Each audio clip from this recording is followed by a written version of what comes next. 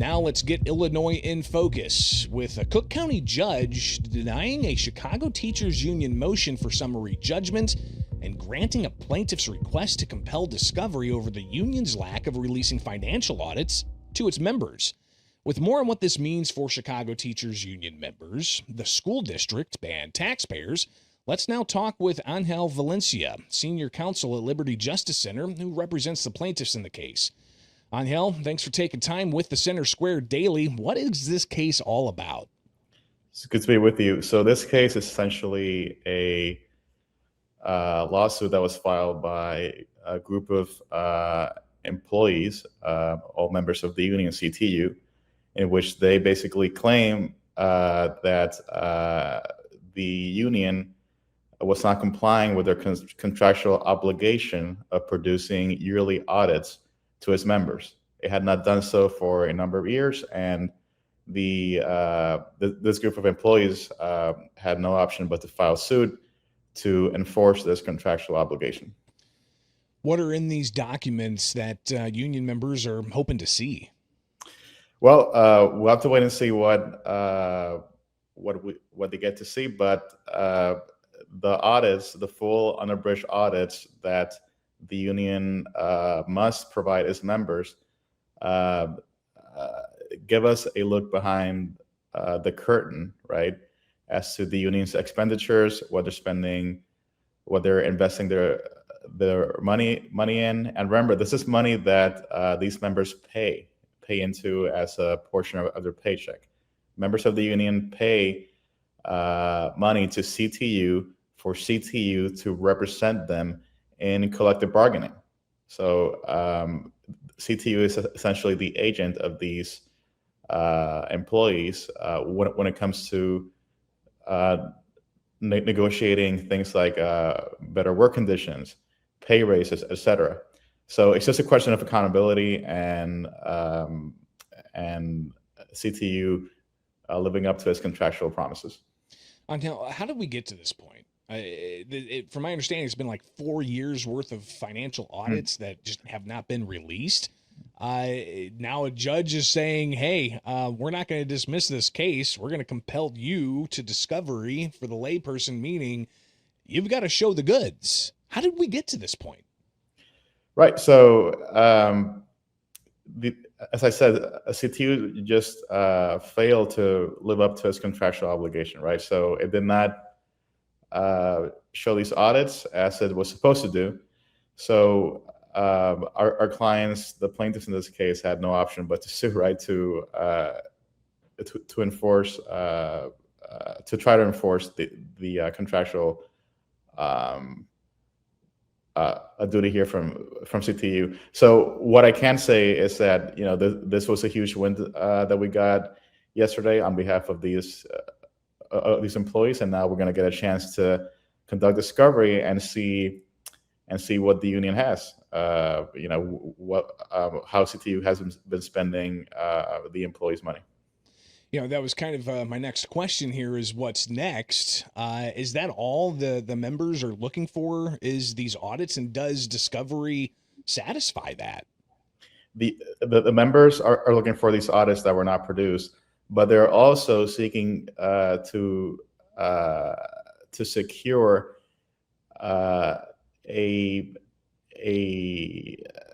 a commitment from CTU to comply with this obligation going forward every year. So this is not just a question of having a past look at past audits that were not produced. It is to also to secure that commitment that is already a contractual obligation from CTU to produce these audits going forward. And without getting into the legal strategy here, we are going to conduct requests for discovery, and we will see what we can uncover, right? So.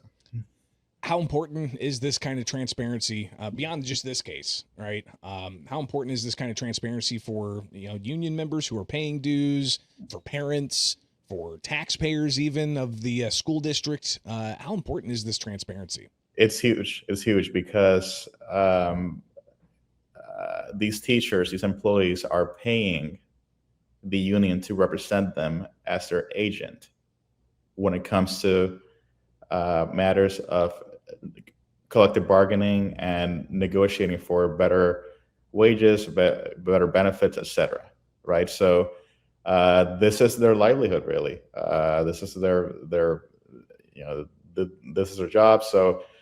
So really, it matters a lot to these employees and to these members of the union, because at the end of the day, they're paying the union. So all they are asking for is accountability and transparency here from the union to see how and where their money is being spent. Ángel Valencia, Senior Counsel with the Liberty Justice Center. Greatly appreciate you taking the time. We've been on top of this story and appreciate you guys keeping us posted, and we'll see exactly where this goes as the Chicago School District, one of the largest school districts in the country, right? I mean, if you've got the union representing members, not really showing how the union's using those dues, that could impact political decisions at Chicago City Hall and beyond. We'll definitely want to stay on top of this, so appreciate your time here for the Center Square Daily. With Illinois State Police having to respond to findings from the Illinois Auditor General's office. And this comes as the Illinois Legislative Audit Commission, a bipartisan group of Illinois state lawmakers, goes through various audits of all the state agencies and their spending. It's not just how much tax dollars they're spending. They also get audited on how they're interacting with state law and whether they're complying with state law.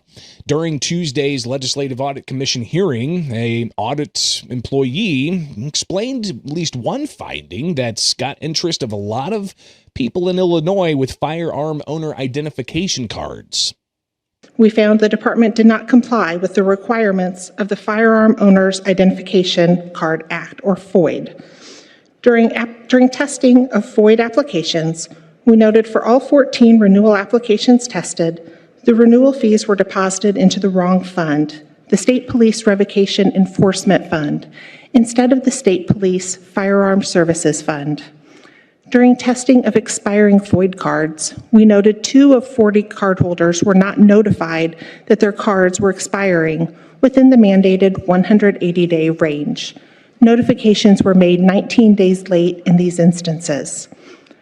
We recommended the department ensure notifications to FOID cardholders are sent in a timely manner and ensure fees are deposited in accordance with the Act.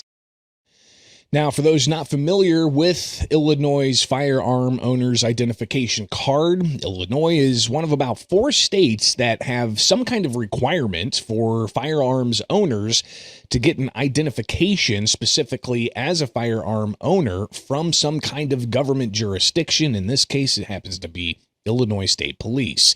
And several years ago, way before the pandemic, there were numerous complaints and calls for ending the FOID card system.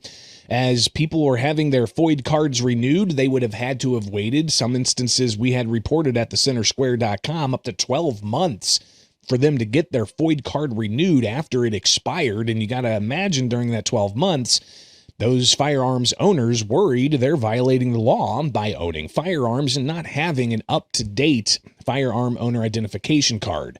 Illinois State Police Brendan Kelly was ISP director back then, and he pushed for a whole host of different things, including temporarily sending out letters to various people who were waiting for their FOID cards that they could show to a gun dealer to say, this is from Illinois State Police, I'm okay to buy this firearm. But we talked to gun dealers back then saying that piece of paper is not something they're willing to rely upon, as their license to sell guns could be at stake.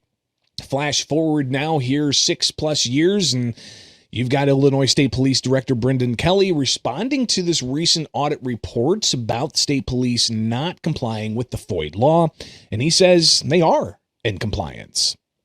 The FOID system has undergone significant modernization, and the FOID backlog has been eliminated. That was a previous special audit of this commission. No, it's not the direct subject here today, but it's a tremendous accomplishment by the people that work in our Firearm Services Bureau. The average processing time now for a new FOID card is 14 days, and that's well below the statutory limitation.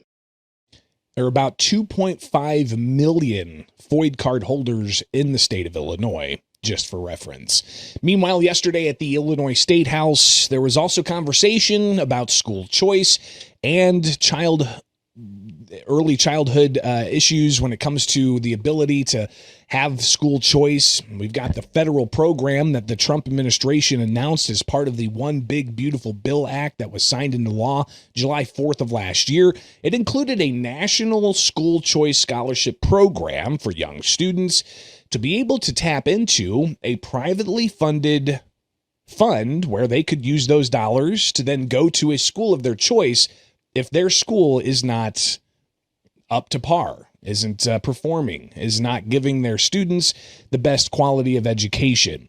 Well, the question was posed to teachers union officials during a Illinois House committee yesterday with Republican State Representative Blaine Wilhauer talking about school choice and that federal tax credits for scholarships.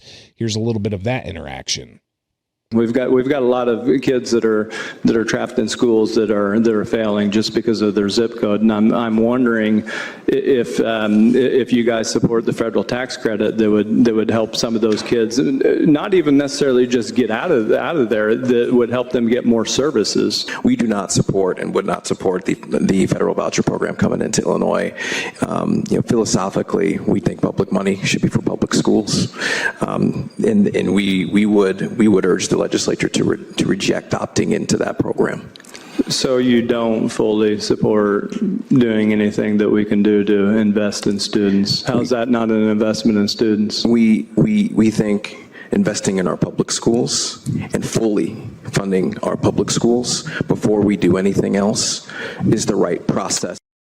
Now, Representative Wilhauer pushing back against that idea of fully funding schools first before considering having Illinois opt into that federal school scholarship tax credit program that states across the country are opting into to give their students the ability to take advantage of those tax credits, but also for donors with private dollars to put into that fund. Wilhauer says this has nothing to do with tax dollars. This isn't taking any money out of the budget or doing any of that. These are private citizens that are making donations that then can be used to help students in these schools and frankly in public schools as well, that would help combat some of the challenges that you're talking about right now. I hear you. It seems to me like you're all about investing in more of the institutional stuff than the actual students, and we're here to look after the actual students first. Now, Wilhauer, again, talking about investing in kids.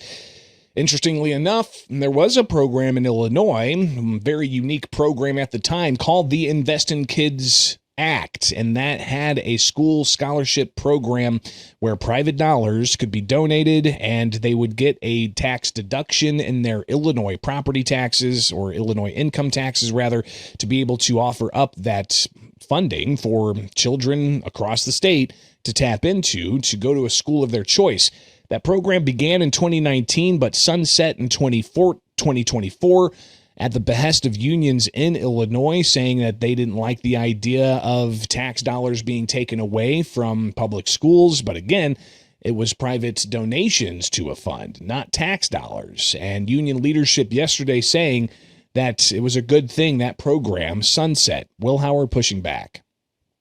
This legislature had an opportunity to renew the Invest in Kids program and did not, and chose not to. Which was a major mistake. We disagree on that as well. I think 10,000 kids would disagree with you. Well, yeah, look, I go back to my previous statement. What is more important to us, the kids or your institution? We would not be here standing before you today talking about the investments in public education if kids were not important. So I think we just disagree on the federal program. Now, educators and union members were there talking about the need for increased public funding for public schools, but Wilhauer again asking them, have we seen any better outcomes of these schools across Illinois with increased funding? Legislators are going to be crafting a budget for the state of Illinois. They have a May 31st deadline to do so, so we'll definitely be keeping an eye on that as the process plays out with Illinois in focus, only with the Center Square Daily. Earlier this week, Governor J.B. Pritzker was on stage with Hillary Clinton at a Common Sense Summit. And this summit touched on all kinds of things, but for the 30 minutes that Hillary Clinton was on stage with Governor J.B. Pritzker, there seemed to be some signals of political futures. So let's hear a little bit of the two giving each other accolades while in front of an audience. I am thrilled to be sitting next to my friend and the governor because I first met JB because he was so devoted to early childhood development, and we worked together on that, back in the, Middle Ages, and it was his commitment to children that really made a big impression on me. I just want to say, listening to Hillary Clinton talk about what our children deserve is, well, I think I've certainly been listening to you for 25 or more years now about that, and I'm just so, frankly, to be up on stage with her, to have even close to equal position sitting next to you is an honor. So again, the governor there joining Hillary Clinton on stage, and he went further than just saying that Clinton has done great things and praising her past, but Illinois Governor J.B. Pritzker, who himself has been speculated as somebody vying for the 2028 presidential bid, he says Hillary Clinton should run for president. Finally, I wish that we were going to have Hillary Clinton run for president, for example. Because honestly, that's what I thought we were going to get, was real change, and we're going to get it. It's just that it's now happening at the state level. Let's keep supporting it there and then take it. Now, watching this, some may think is Pritzker maybe vying to be the VP for another bid by Hillary Clinton to be president, or is Pritzker aligning himself with the Clintons ahead of a 2028 bid?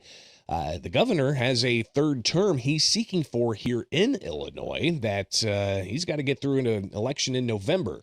But what happens after November if the governor wins? Will he then shift his campaign strategy to look towards the 2028 election?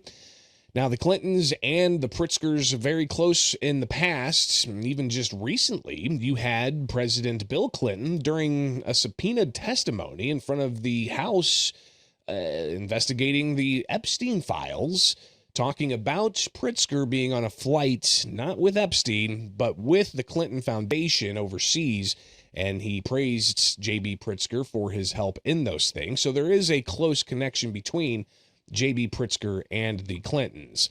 But you have the president and others that are critical of Democrats. We'll hear what President Donald Trump had to say today during a cabinet meeting. But first, the governor of Illinois, again, somebody who could possibly be running for president in 2028, though he said he's focused only on Illinois.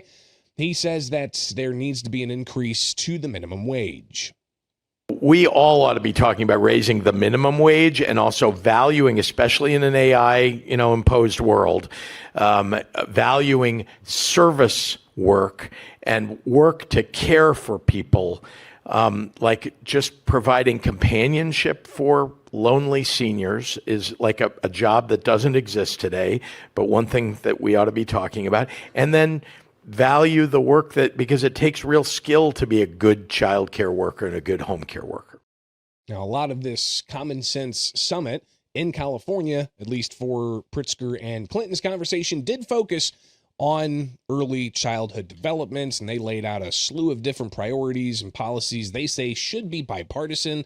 But you have Pritzker, who every time it seems he's in front of a microphone does criticize President Donald Trump, saying that the president's trying to take benefits away from people all across the country. This president and his administration has truly he's put obstacles in the way after all these years of progress. He's put obstacles in the way, and if I sound like I made a joke the other night about, people have said about me that I say, oh, Trump, Trump, Trump, Trump, Trump. I sound like the Epstein files. That's good. That was a good one. Genuinely speaking, I mean, they're taking away food assistance. They're taking away food assistance from the most needy people in our society. They're taking away health care from the youngest children in our society and, again, the most trauma-filled communities. Now, President Donald Trump obviously looking at trying to get after waste, fraud, and abuse in various programs and seeming to indicate that his policies are meant more to take funds away from those who are abusing them, not those who actually need them. But that's some previous statements the president's made and the administration's made about his efforts to try to shore up things like SNAP or TANF or other different types of programs, childcare funding and such. But the president today, during a White House event where it was a cabinet meeting with all the various cabinet secretaries, the president took a moment after being asked about Democrats and the election. He says he doesn't really care about the Democrats. I don't care about the Democrats. The Democrats hate our country. The Democrats are in chaos right now, and they have no common sense. You know, they have one quality that's amazing. They stick together. And it's harder because they stick together in a ridiculous policy like men playing in women's sports, open borders for everybody, including murderers and anybody else that want it. We're open to you. Come in, murderers. You know why they do that? They do that for a couple of reasons, but they do it for votes because they think they're going to vote for the Democrats, even though I did great with the Hispanic vote. We're a party of common sense. The Democrats are a party of insanity. They're a party that will destroy our country. If I didn't win this election, I believe our country would have been destroyed by now. 1 year, that's all it would have taken. If you had Kamala or Sleepy Joe, either one, it wouldn't have mattered. They're the same thing. Two sleepy people, two stupid people. Now that the primaries are over in Illinois, we've got several months of politicking expected heading into the November election, but you're going to have to continue strapped in because it's going to be an interesting slog through to the 2028 election as to who's going to try to run for president. All right, so that is Illinois in Focus with the Center Square Daily. And be sure to sign up for our newsletter at thecentersquare.com, but also like, subscribe on social media anywhere you find the Center Square.